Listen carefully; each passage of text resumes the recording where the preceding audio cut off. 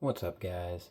This is gonna be my review for The Monkey, which is Osgood Perkins' third theatrical release. He started with The Black Coat's Daughter, and then did Long Legs.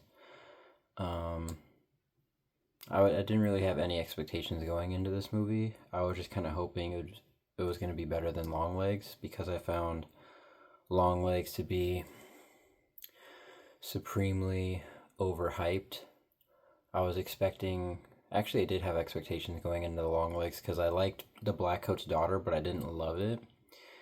Um, so Long Legs ended up being disappointing for me. So this one, I was going into the Monkey kind of hoping for something better, but also kind of expecting it to give me the same kind of unfulfilling feeling I had with the Black Coat's Daughter and Long Legs.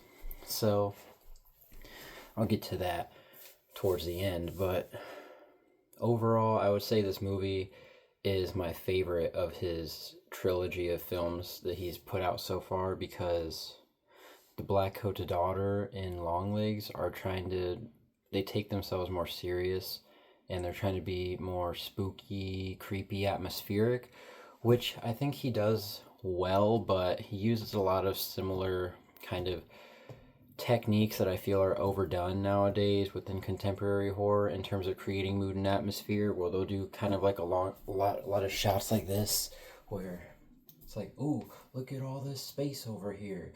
Oh, your eye's gonna be looking over here and over here and over here.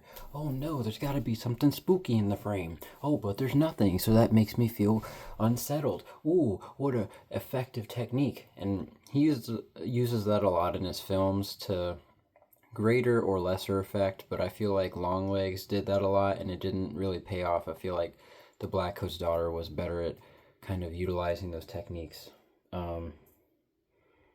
But the Monkey, like I said, it doesn't take itself as seriously, which I really, really was not anticipating. This movie is actually really fun, especially with the deaths. The deaths are very over the top. They're so funny. Also, what aids the kind of the I guess black comedy of the film is the editing.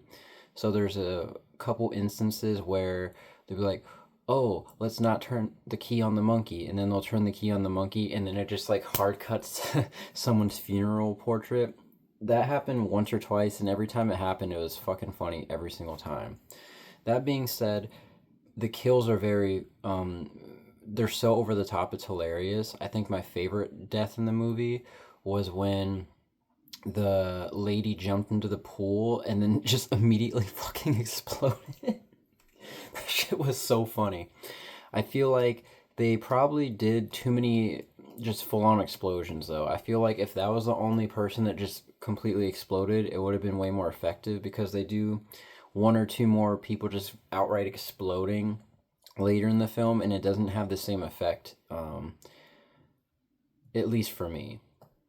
Um, all the deaths are very funny. The acting across the board is very well done. You can kind of tell that in certain instances he's like, I need you to ham it up a little bit here, and then people just like go off the fucking rails out of nowhere.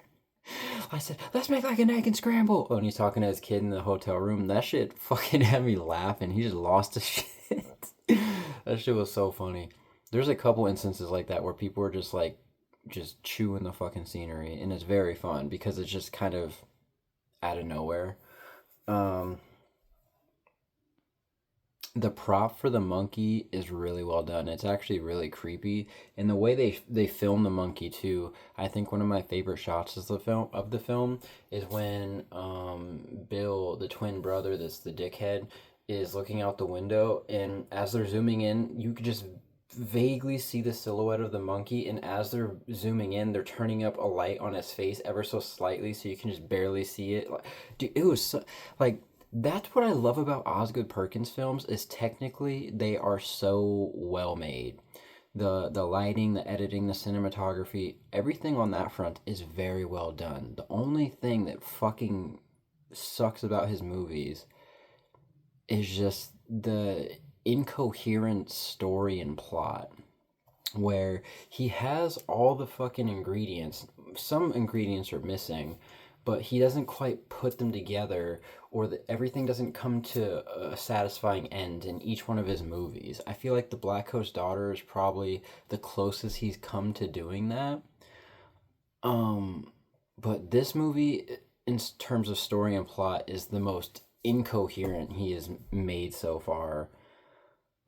Things just kind of fucking happen. There's just kind of stuff in there that's just like, I don't, because there's this whole plot of him trying to spend time with his son because they're going through some divorce, and you're like, okay, what's going on with that? And then you got the whole twin brother revenge plot. You're just like, okay. And then you got this other kind of stupid kid that wants the monkey. It's just like, okay, it's just a bunch, like, there was a couple moments in the movie where I was kind of just like, I don't know where this is going. And then it kind of gives me a little breadcrumb. And then I'm like, okay, I guess we're going in this direction. And this movie is just all over the place. I think ultimately it's fun when you're first viewing it, but it's not something I find myself going back to or even remembering within a year, except maybe the deaths. Um, yeah, I just feel like that's his issue is his writing. He needs kind of like a co-writer or something. I'm sure he has people proofread his scripts and stuff, but I think he would benefit from having someone kind of come in and kind of saying, okay, we need this. Okay, we don't really need that. Or we need more of this type of stuff. Some more creative input, because that's the only thing that I find lacking with every film in his filmography is just they don't know how to kind of weave.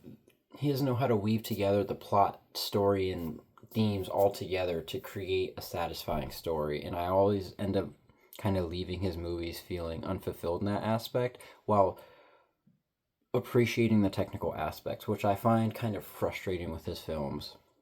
I hope he kind of gets better with that, but overall his movies are good, but they're so hindered from that main critique, that little gripe of mine, that they're held back from being great. But like I said, they're still really good movies.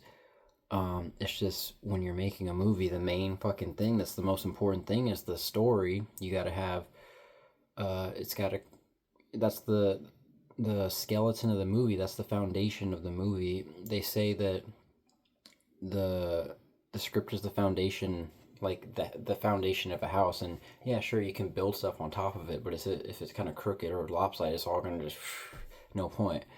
So yeah, I hope he kind of figures that out more in the future. But yeah, go watch this movie. That's all I gotta say.